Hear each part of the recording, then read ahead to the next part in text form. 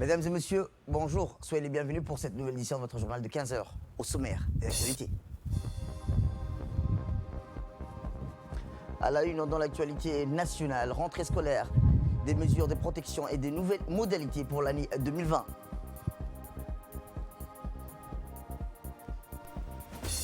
Et dans l'actualité internationale, l'Organisation mondiale de la santé donne plus de 220 millions de vaccins à destination de l'Afrique. C'était les titres. Merci si vous nous rejoignez. Le président de l'autorité des ports et des zones franches, Aboubakar Omar Hadi, a eu réunion aujourd'hui à Kempinski Hotel avec le président de la région somalienne de Galmoud, M. Ahmed Abdi Karié, qui est à la tête d'une délégation de haut niveau de son administration effectuée depuis mercredi une visite de 72 heures à Djibouti.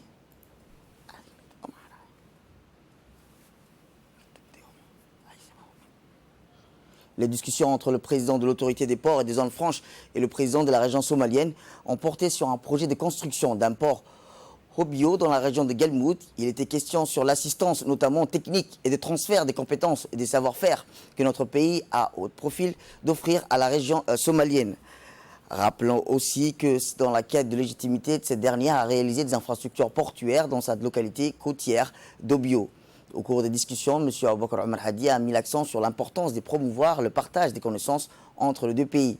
Vous avez visité le nombre de projets portuaires que nous avons mis en place un peu de temps, a-t-il dit à ses hôtes de Galmoud, avant de s'engager à soutenir les autorités portuaires de cette région dans la mise en place d'infrastructures adéquates et dans le domaine de la gestion. De son côté, le président de la région de Galmoud s'est dit très fier de l'expertise de la République de Djibouti dans le domaine de l'infrastructure portuaire. Il a remercié le président de la République et ces séminaires leur ont permis, a-t-il dit, d'acquérir beaucoup d'informations aussi bien dans les domaines de mise en place d'infrastructures portuaires et les technologies nécessaires que celui du renforcement des compétences des autorités portuaires de sa région. À la fin de la réunion, une équipe technique a été désignée à l'autorité des ports et des zones franches de se rendre sur place afin de commencer l'étude de faisabilité de ce port d'Hobio. Rappelons aussi que la région somalienne de Galmoud était entre autres accompagnée de plusieurs ministres de son administration, notamment du ministre de la Sécurité, M. Ahmed Malin Fiki, le ministre de l'Intérieur, Ahmed Abdi Jama, le ministre des Transports, Abdelazak Mohamed, des responsables logistiques et portuaires de cette région de Galmoud. Côté djiboutien, le président des autorités des ports et des zones franches, Aboubakar Omar Hadi, était accompagné de son conseiller, Mohamed Aden Waberi Dijon, et du directeur des projets de l'autorité des ports et des zones franches, M. Aden Moussa Douxier. Sans transition, le président de l'autorité des ports et des zones franches de Djibouti, M. Aboubakar Omar Hadi, s'est entretenu ensuite aujourd'hui à Kempinski Hotel avec son homologue de l'autorité des ports et des zones franches, M. Ahmed Mohamed Mahmoud, situé sur l'une des voies maritimes les plus fréquentées du monde, au carrefour entre l'Afrique de l'Est et la péninsule arabique, le continent asiatique et l'Europe via le canal Suez. Djibouti a mis en place des installations de méga-projets d'infrastructures portuaires destinés à lui permettre de tirer pleinement des profits de cette situation stratégique. Et l'acquisition de cette année du navire à port-conteneur que le président de la République, M. Ismaël Omar Guelleh, a inauguré et lancé officiellement ses activités de recensement le mois de juillet dernier, vient compléter le maillon manquant visant à renforcer son statut de pôle commercial, maritime et régional et international incontournable. Ce qui apporte un engouement du président de l'autorité des ports de Mogadiscio afin d'exploiter cette piste pour exporter à l'extérieur ces produits agricoles, que ce soit les fruits et légumes, ainsi que ou produits très riches en Somalie. Une occasion enrichissante pour la Somalie en ce qui concerne le temps d'exporter, qui est de 3 fois à une semaine, nettement plus convaincante par rapport à la voie terrestre, autrefois très difficile. Cette discussion a vu la participation du président de l'autorité des ports du Mogadiscio, M. Ahmed Mohamed Mahmoud, et ses proches collaborateurs. Côté djiboutien, Aboubakar Omar Hadi a été accompagné de son conseiller, Mohamed Aden Waberi Dijon, et du directeur des ports, de l'autorité des ports et des zones franches, M. Aden Moussa Douxier. Selon le président plutôt de l'autorité des ports et des zones franches, Aboubakar Omar Hadi, Djibouti s'affranchit d'un nouveau cap en ce qui concerne sa détermination à devenir une plateforme logistique internationale et un hub multimodal des échanges économiques et commerciaux, et par la suite rassurer son homologue de la entière disponibilité de l'autorité des ports et des zones franches à collaborer dans les meilleures conditions avec des équipes très expérimentées. Notre équipe sur place a pu interviewer le président de l'autorité des ports de Mogadiscio, M. Ahmed Mohamed Mahmoud, qui s'est exprimé au micro de la presse local et régional s'est dit très surpris de l'avancée qu'a connue la République de Djibouti dans le domaine de l'infrastructure portuaire ces dernières années. Cela traduit la politique visionnaire du président de la République, M. Ismaël Omar Guelleh, à se doter d'une infrastructure la plus moderne au monde dans son domaine. Il faut savoir, a-t-il rappelé, que les ports de Djibouti sont tous équipés d'un système de collecte et de distribution 4 en 1, route, port, air, chemin de fer dans la Corne d'Afrique, qui offrira aux investisseurs des avantages uniques en matière de logistique et de transport dans la région, a-t-il indiqué. La position stratégique de Djibouti sur l'une des routes commerciales les plus fréquentées du monde relie l'Asie, l'Afrique, l'Europe, l'Amérique va offrir une accessibilité parfaite aux entreprises industrielles pour se connecter avec leurs fournisseurs et clients. C'est pour nous une occasion de tirer profit ainsi commercialiser nos produits à l'extérieur vers un délai vraiment très compétitif et record. C'est réjoui le président de l'autorité des ports de Mogadiscio, Ahmed Mohamed Mahmoud. Je vous le dis dans le titre, la rentrée scolaire est prévue pour le dimanche 6 septembre pour plus de 100 000 élèves de l'enseignement fondamental. Une rentrée scolaire 2020-2021 spéciale placée sous les signes des mesures barrières à cause de la pandémie du Covid-19 qui sévit dans le monde et dans notre pays depuis le mois de mars. À cet effet, le ministre de l'Éducation nationale et de la formation professionnelle a pris toutes les mesures nécessaires afin que les élèves et les enseignants puissent travailler dans les conditions optimales de sécurité. Le ministère de l'Éducation nationale et de la formation professionnelle a rappelé que les uniformes scolaires de l'enseignement de base et du moyen restent inchangés. Conformément au décret numéro 267/2018, le port de l'uniforme scolaire sera institutionnalisé pour tous les élèves du lycée général à la rentrée 2020-2021. Pour la fourniture des tissus et la confection de l'uniforme scolaire du lycée, les parents passeront directement leur commande auprès du tailleur de leur choix. Et pour plus de précisions, avec cette nouvelle rentrée, écoutons le conseil technique du ministère qui est notre invité sur ce plateau. Bonjour M. Ahmed Barkat Siraj. Bonjour Samatar. Quelles sont les mesures qui ont été prises par le ministère de l'Éducation nationale? Merci de nous avoir invités et avant de répondre à votre question, permettez-moi de m'adresser aux élèves en cette veille de la nouvelle rentrée, aux élèves ainsi qu'aux enseignants, pour dire ceci aux élèves tout d'abord, chers enfants du primaire et du collège, en cette veille de nouvelle année, l'année scolaire 2020-2021, je voudrais, au nom du ministre de l'Éducation nationale et au nom du ministère de l'Éducation nationale tout entier, vous souhaiter une excellente année scolaire. Une année scolaire pleine de bonheur et pleine de succès à chacun et à chacune d'entre vous, où que vous soyez, c'est-à-dire dans la capitale, dans les régions ou dans les localités les plus éloignées.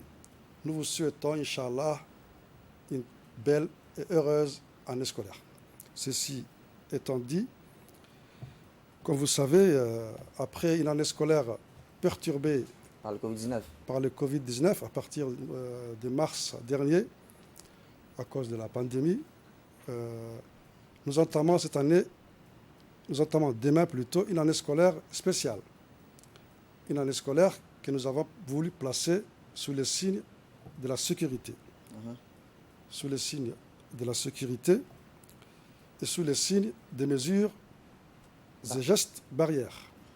Parce que, bien que la situation semble se stabiliser dans notre pays, et notamment depuis le début du mois d'août, la vigilance reste démise, puisque les virus, puisque les risques zéro n'existent pas encore à ce jour. Donc c'est pour ça que la vigilance reste démise, c'est pour ça que nous avons voulu placer cette nouvelle année sous les signes de la sécurité.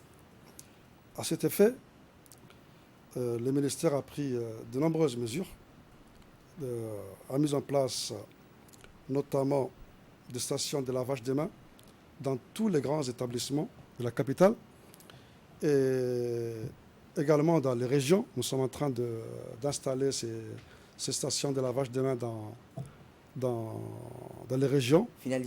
Finalisées dans les régions. Et le port des masques sera, comme vous l'avez rappelé, obligatoire au lycée et au collège. Les enfants du primaire ne seront pas concernés puisqu'ils sont Des bas âges. de bas âge. Mhm. Donc le port des masques sera obligatoire. Et à cet effet, je voudrais annoncer aux parents et aux élèves une bonne nouvelle, puisque le président de la République vient d'octroyer 1,5 million de masques en coton pour assurer cette sécurité dans les établissements. Donc c'est un geste vraiment salutaire pour lequel nous remercions le président de la République. 1,5 million de masques en coton, donc lavables, que les enfants pourront garder, seront amenés à garder, donc ils pourront les laver. Et nous espérons, avec cette dotation, tenir au moins pendant 3 mois.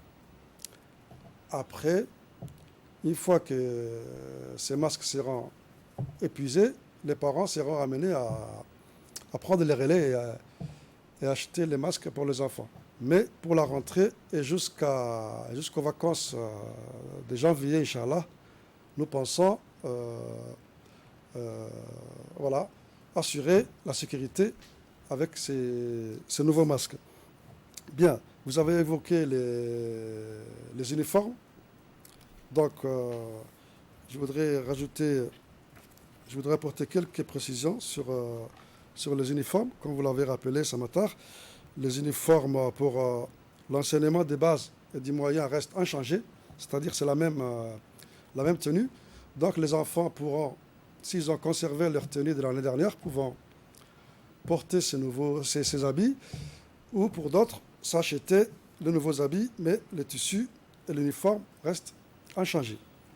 Pour ce qui concerne les lycées, il s'agira de porter une chemise manche longue avec le logo de couleur beige, 100% coton, de style classique, et d'un pantalon bleu marine de préférence ou des couleurs sombres, ou une jupe pour la fille, si elle préfère la jupe. Donc, les uniformes pour l'enseignement des bases et moyens sont déjà en vente au marché. Donc, les enfants pourront se procurer au marché. Et pour ce qui concerne les uniformes des élèves du lycée, nous avons laissé le choix aux parents de choisir le tissu et de choisir leur tailleur. Les parents vont s'acheter eux-mêmes le tissu et les confectionner auprès de leur tailleur. Et quelles sont les couleurs qui ont été requises pour les lycées? Voilà, pour les lycées, c'est pantalon bleu marine. Mhm. De toute façon, il y aura un spot qui va être mis en place pour ça. Un pantalon bleu marine, de préférence, ou des couleurs sombres. Une chemise manche longue avec le logo des couleurs beige. Chemise beige, pantalon ou jupe bleue pour le lycée. Merci, monsieur Ahmed Barkhat Siraj, qui, rappelons-le, Mohamed Barkas. Pardon, Mohamed Barkhat Siraj, qui est conseiller technique, rappelons-le, du ministère de l'Éducation nationale, qui nous expliquait les mesures phares qui ont été prises pour la rentrée scolaire 2020-2021. Autre actualité nationale, le secrétariat d'État à la jeunesse et au sport a organisé hier, en collaboration avec la Garde-Côte, une sortie à Douda pour les jeunes malentendants et malvoyants. L'objectif était de leur faire oublier le handicap et leur redonner l'insouciance en leur permettant de faire les mêmes activités que les autres avec les autres.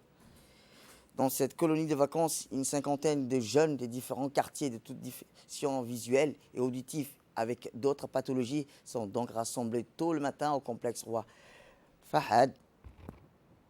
Le départ selon les consignes avant de prendre la route vers la plage d'Ouda. Une expérience unique qui a marqué plus d'un pour certains. Seule la seule occasion de l'année de ne pas être seul avec classe, par exemple, a confié un des jeunes vacanciers. Tout au long de la journée, les jeunes sont encadrés et accompagnés pour passer un séjour adapté, tout simplement du bon temps.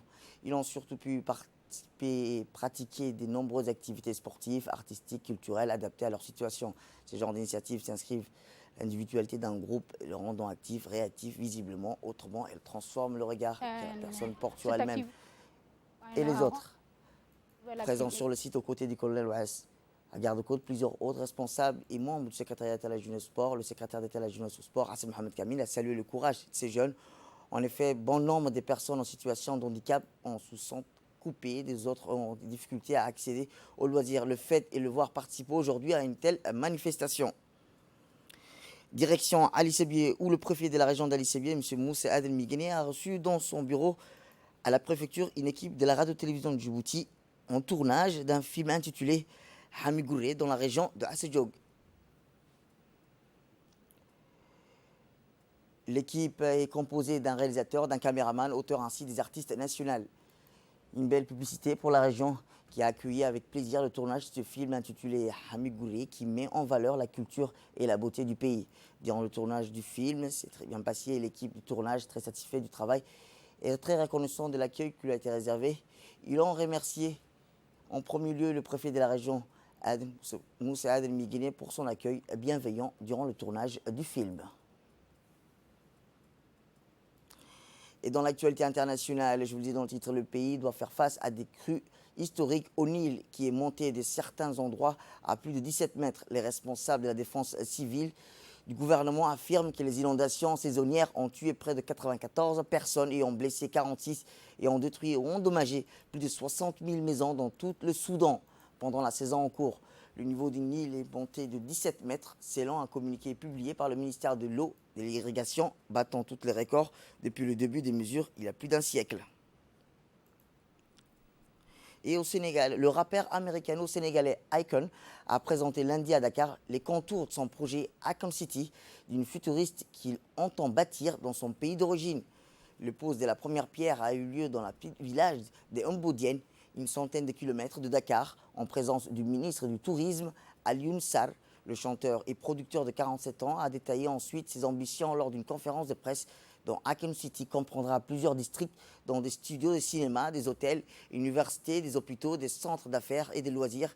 Les premiers coups de pelle sont attendus au premier trimestre 2021. Le coût de la construction de la ville est estimé à 6 milliards de dollars. En France, on peut dire que c'était une rentrée express. À peine les élèves de cette école primaire revenus des vacances qu'ils devaient déjà rentrer chez eux. Cette école privée de Saint-Dié-au-Mont-d'Or, nous sommes rendus ce vendredi, fait partie de la vingtaine d'écoles actuellement fermées en France depuis la rentrée à cause des cas de Covid-19. Dès mardi, les enseignants ont été placés en quarantaine après avoir été en contact lors de la pré-rentrée avec l'un des enseignants ayant contracté le Covid-19. Sans enseignants, l'école a donc dû fermer, même si le protocole décidé par l'Éducation nationale prévoit une fermeture automatique à ce stade. Chaque élève ou enseignant présenté des risques de contamination doit être isolé. Mais ce qui concerne la fermeture partielle ou totale de l'école, la décision s'est faite au cas par cas. C'est tout pour cette édition. Merci à vous de nous avoir suivis. Restez avec nous, place de nos programmes télévisés.